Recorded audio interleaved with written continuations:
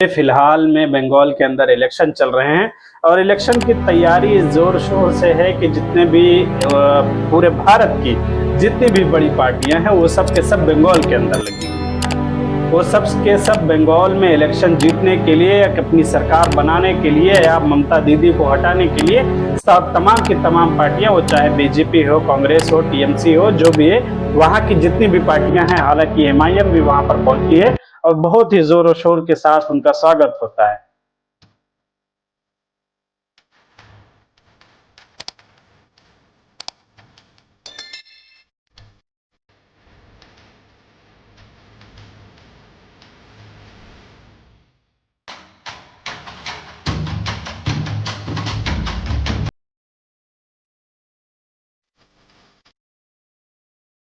लेकिन वही बात आती है कि मुसलमानों के जो कुछ उलमा हैं, कुछ ऐसे लोग हैं जो पुराने ख्यालात, जिनको कहा जाता है कि ये कांग्रेस के पिट्ठू हैं या कांग्रेस की गोद में बैठने वाले लोग हैं, वो कहते हैं कि मुसलमानों का राजनीति से क्या लेना देना है, मुसलमान राजनीति में नहीं जाएंगे, मुसलमान सिर्फ वोट देगा, उनको राजनीति में उनको अपना हक मांगने के लिए या फिर जो है उनको किसी नेता मंत्री के साथ चलने की जरूरत नहीं है, वो सिर्फ और सिर्फ वोट दे, अपने घर पर बैठे।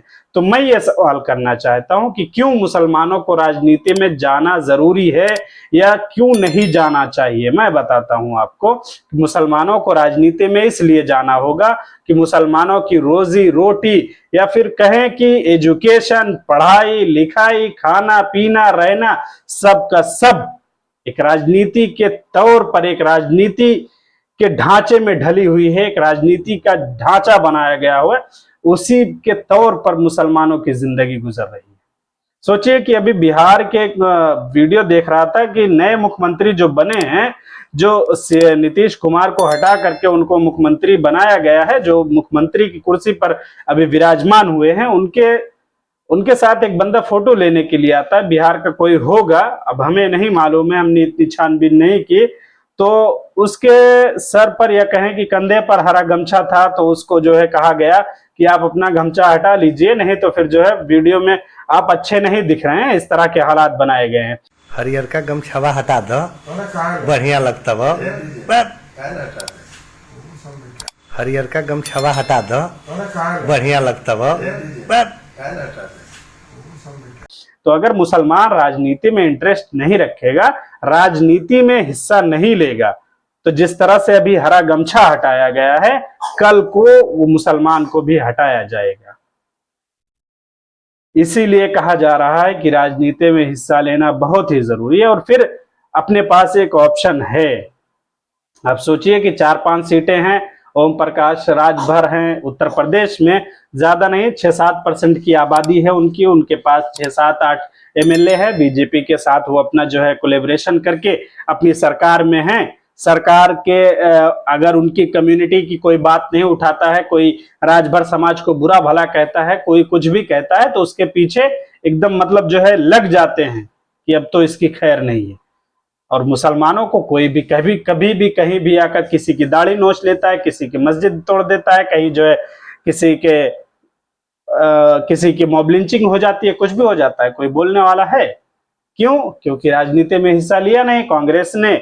या फिर जो है अभी सोचिए कि दिल्ली के अंदर जो पूरे भारत देश की, जिसको ये कहा जाता है कि जो 20 से 25 साल के या 30 साल के जो नौजवान हैं, जो 25 से 35 के बीच के नौजवान हैं, जिनका जो आइडियल अपने आप को कहते थे, जिसको आप अपना एक आइडियल मानते थे कि ये हमारी समस्याओं की बात करता है, हम इसको पसंद करते हैं। आम आदमी की एक बहुत ही प्रवक्ता या कहें कि नेता राघव चड्ढा जी, जो हमेशा से बीजेपी के खिलाफ रहे हैं, जो मतलब बीजेपी को कभी ये कहते थे कि ये तो गुंडों की पार्टी है, इनके साथ हाथ मिलाना क्या, हम इनके साथ बैठ नहीं सकते, इस तरह के वो बयान दे रहे थे।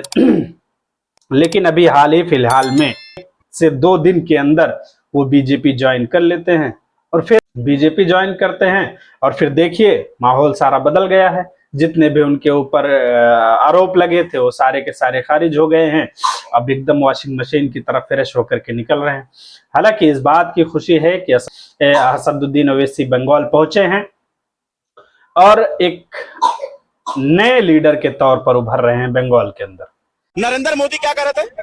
अखिलेश यादव जी मेरे मित्र हैं, मेरी मदद करते रहते हैं। नहीं, अभी तक जो ओवैसी जी के लिए कहा जा रहा था वो सब झूठ था। राज खुल गया है, पर्दा उठ गया है, अब क्लियर हो गया है कि भाजपा की बी टीम समाजवादी पार्टी है। अरे नहीं भाई, आप उल्टा बता रहे हैं। बीजेपी की बी टीम ओवैसी है। नहीं भैया, वो तो सदन में चिल्ला चिल्ला कह रहे हैं। चिल्ला कैसी बातें करें? बीजेपी की बी टीम कौन है? वैसी ओवैसी। तुम्हारी जबान नहीं भैया, ये तुम्हारी जबान, हमारी जबान में नहीं। मैं तो कभी नहीं मानूंगा।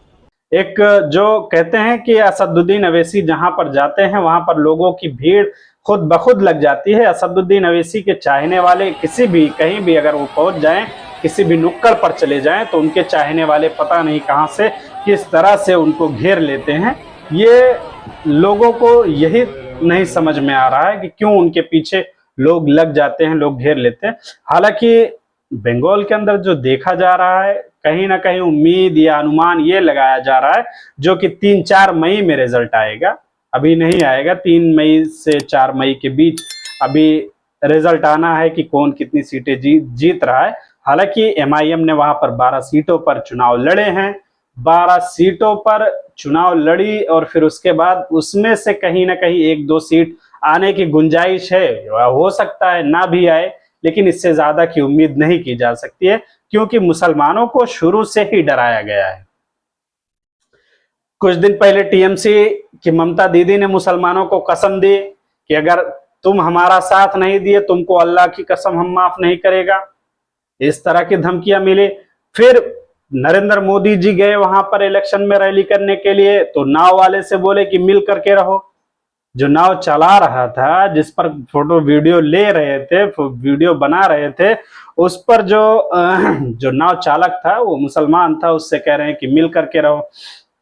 तो मुसलमानों को कहीं ना कहीं एक घेरा बना करके एक घेर में खड़े कर दिए हैं कि अगर तुम इधर गए तो ममता दीदी मारेगी, उधर गए तो बीजेपी मारेगी।